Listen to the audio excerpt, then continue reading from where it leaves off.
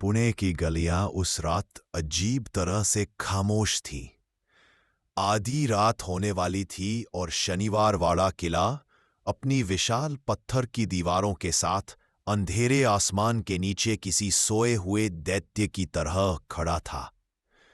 अर्जुन एक इतिहास शोधकर्ता और डॉक्यूमेंट्री फिल्म मेकर ने इस किले की डरावनी कहानियां अनगिनत बार सुनी थीं। कहा जाता है कि हर पूर्णिमा की रात यहां एक मारे गए राजकुमार की चीखें गूंजती है। स्थानीय लोग उसे चेतावनी देते थे, रात में मत जाना, वहां से कोई लौटकर नहीं आता। लेकिन अर्जुन कहानियों के पीछे की सच्चाई ढूंढने में यकीन रखता था। आज चमकते हुए चांद की ठंडी रोशनी में वह अपने कैमरे, ट्राइपॉड और अडिग जिज्ञासा के साथ किले में दाखिल हुआ। भूत जैसी कोई चीज नहीं होती, उसने खुद से बुदबुदाया, लेकिन कहानियां हमेशा होती हैं। जैसे ही वह लकड़ी के भारी दरवाजे से अंदर गया, हवा अचानक ठंडी हो गई, अस्वाभाविक रूप से ठंडी। काका, मला वाचवा। अर्जुन वहीं जम गया। यही तो वही शब्द थे जो राजकुमार की मौत की रात गूंजे थे। सदियों पहले पेशवा वंश पुणे पर राज करता था। शनिवार वाड़ा उनका शाही महल था। यही रहता था नारायण राव पेशवा, एक 18 वर्षीय युवक जिसने गद्दी संभाली थी। लेकिन सत्ता की भूख और जलन ने उसके ही परिवार को उसके खिलाफ कर दिया। उसके चाचा रघुनाथ राव और आनंदीबाई ने साजिश रची। हत्यारे महल में घुसे और नारायण राव को उसके कक्ष से घसीट ले गए। वह पूरे जोर से चिल्लाता रहा, काका, मला वाचवा, मगर कोई नहीं आया। हत्यारों ने उसे बेरहमी से काट काट कर मार डाला। उसके शरीर के टुकड़े एक मटके में भरकर छिपा दिए गए। कहा जाता है कि उस दिन से नारायण राव की आत्मा आज तक इस किले से मुक्त नहीं हुई। हर पूर्णिमा की रात उसकी चीखें अब भी गूंजती है। और आज रात अर्जुन उसी श्रापित इतिहास के बीच खड़ा था। अर्जुन ने अपना कैमरा दीवाने आम के पास लगाया। टॉर्च की रोशनी काले पड़े पत्थरों पर कांप रही थी। जैसे ही उसने ट्राइपॉड सीधा किया, इसे अपनी गर्दन के पास ठंडी हवा का झोंका महसूस हुआ। उसने पलटकर देखा, कुछ नहीं, सिर्फ सन्नाटा। कैमरे की तरफ देखते हुए उसने रिकॉर्डिंग शुरू की। मैं अर्जुन मेहता, शनिवार वाड़ा किले में आधी रात को मौजूद हूं। कहा जाता है कि यहां आज भी नारायण राव की आत्मा भटकती है। आज मैं उसकी सच्चाई जानने आया हूं। अचानक सूखी पत्तियों पर पैरों की आहट गूंजी। अर्जुन ने कैमरा घुमाया। लेंस ने एक परछाई को पकड़ लिया, एक आकृति जो टूटे मेहराब, मुझे बचाओ, और अगले ही पल वह गायब हो गया। अर्जुन ने खुद को समझाया कि यह थकान, वहम या मन का खेल होगा, मगर उसके कांपते हाथ सच्चाई बता रहे थे।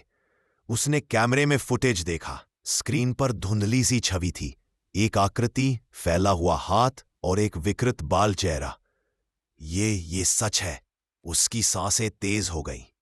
उसे भाग जाना चाहिए था, मगर जिज्ञासा उसे और भीतर खींचती रही। किले के टूटे गलियारे किसी भूल भुलैया की तरह बदल गए। दरवाजे वही बनते जहां पहले नहीं थे। रास्ते अंतहीन खींचते चले गए। किला जीवित था, या शायद किला उसे कैद करना चाहता था। फिर उसने सुना फुसफुसाहटें, सैकड़ों आवाजें, कुछ गुस्से में, कुछ रोती हुई। वे सिर्फ राजकुमार की आवाज नहीं थी, वे सबकी थीं। हत्यारों की, दरबारियों की, नौकरों की, जो उस रात गवाह थे। आवाजें मिलकर एक मंत्र जैसी गूंजने लगी, खून, खून, खून। अर्जुन की टॉर्च बुझ गई। वह पलटा और मटका गिरा। उसमें से एक हड्डीदार हाथ निकला, फिर टूटा फूटा शरीर। वही बालक जिसकी आंखें खोखली थीं और मुंह अब भी चीख रहा था। बालक की आत्मा घिसटते हुए उसकी तरफ बढ़ी। उसकी हड्डियां चरमराईं। उसका चेहरा पीड़ा और क्रोध से विकृत था। सदियों का दर्द उसकी आंखों में जल रहा था। दीवारें खून से भीग गई। परछाया सांपों की तरह फिसलने लगी। हवा में सड़ांध और लोहे जैसी गंध भर गई। अचानक अर्जुन ने अपने सीने पर किसी अदृश्य हाथ का दबाव महसूस किया। उसकी सांसें रुक गईं। वह अब सिर्फ देख नहीं रहा था, वह मौत को जी रहा था। हत्यारे उसके कमरे में घुसे, तलवारें चमकीं, उसका हाथ काटा गया और उसका ही गला चीख पड़ा। काका मला वाचवा। वह अब नारायण राव था, अपने ही कत्ल को दोबारा भुगत रहा था। और फिर जब तलवार गिरी, अर्जुन अगली सुबह लोग किले के बाहर जमा हुए। उन्होंने सारी रात चीखें सुनी थी, पहले से कहीं ज्यादा भयानक। जब पहरेदार अंदर गए, उन्हें आंगन में अर्जुन का कैमरा मिला, जो अब भी रिकॉर्ड कर रहा था। मगर अर्जुन गायब था।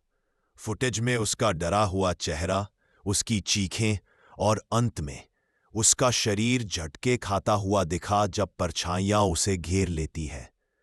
आखिरी दृश्य में उसकी आंखें उलट जाती हैं और आवाज बदलकर एक बच्चे की हो जाती है, काका मला वाचवा। फिर कैमरा गिरा और स्क्रीन पर सिर्फ शोर रह गया।